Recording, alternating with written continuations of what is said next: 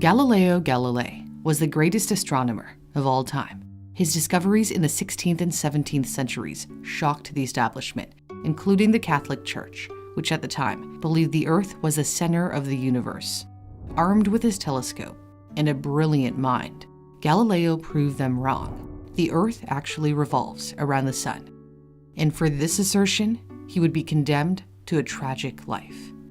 A century before, a Polish scientist named Nicholas Copernicus had come up with the unorthodox idea that the sun was at the center of the solar system, not the Earth, called the heliocentric model.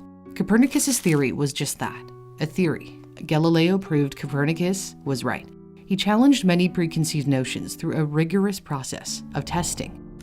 His reliance on scientific experimentations may have started with a fascination with pendulums. As a student, he was struck by the steadiness of a swinging lamp in the Cathedral of Pisa. He noticed that it didn't matter how far the chandelier swung. It always took the same amount of time to complete one swing.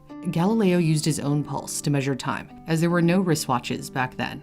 His experiments with pendulums confirmed that it took exactly the same time for a pendulum to go back and forth, no matter the distance it swung. His discovery led to the later invention of the pendulum clock, which some say opened the door for the Industrial Revolution, as the development of timekeeping allowed for a faster pace of life.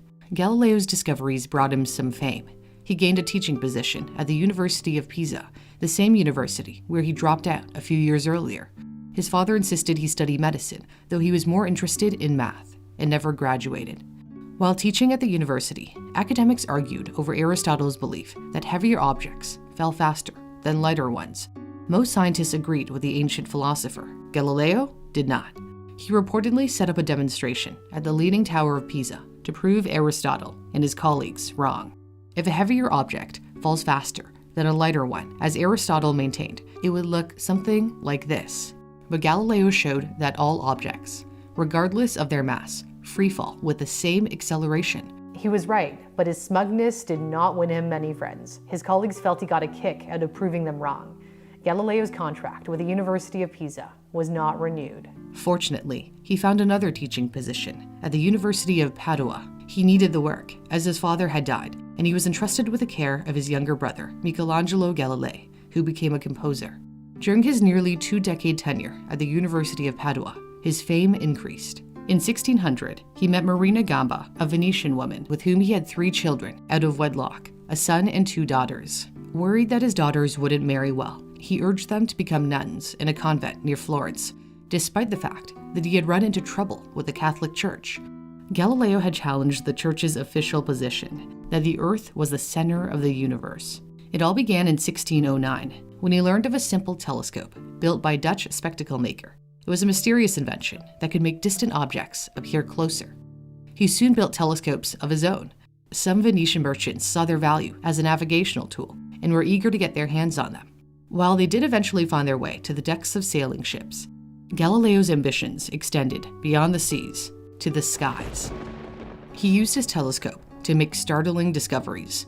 He found that the moon was not a perfect sphere, as Aristotle believed all heavenly bodies were, but instead was full of imperfections. These are Galileo's own sketches, showing the moon's valleys, deep chasms, and mountains. He discovered 4 moons orbiting Jupiter, the largest planet in our solar system, destroying the notion that the heavens revolved around Earth. His belief that the Earth wasn't at the center of the solar system was solidified when he discovered that Venus went through phases, just like our moon. The nature of these phases could only be explained by Venus going around the sun, rather than the Earth. He concluded that Venus must travel around the sun, at times passing behind and beyond it. Therefore, Earth was not the center of the universe. The sun was. This angered the powerful people in academia and the church. The majority of scientists and theologians agreed with Aristotle's point of view that the sun, other planets, and the stars revolved around Earth. Galileo believed in God and was in awe of the role that science played in the beauty of God's creation. He wrote a letter to a student explaining that his observations did not contradict the Bible because scripture was written from an earthly perspective. But it nevertheless got him into trouble with the Roman Catholic Church, which at the time essentially ruled Italy. In 1633, he faced an inquisition whose purpose was to prosecute those considered enemies of the state. He was interrogated and threatened with torture. He was then charged with being, quote, vehemently suspect of heresy.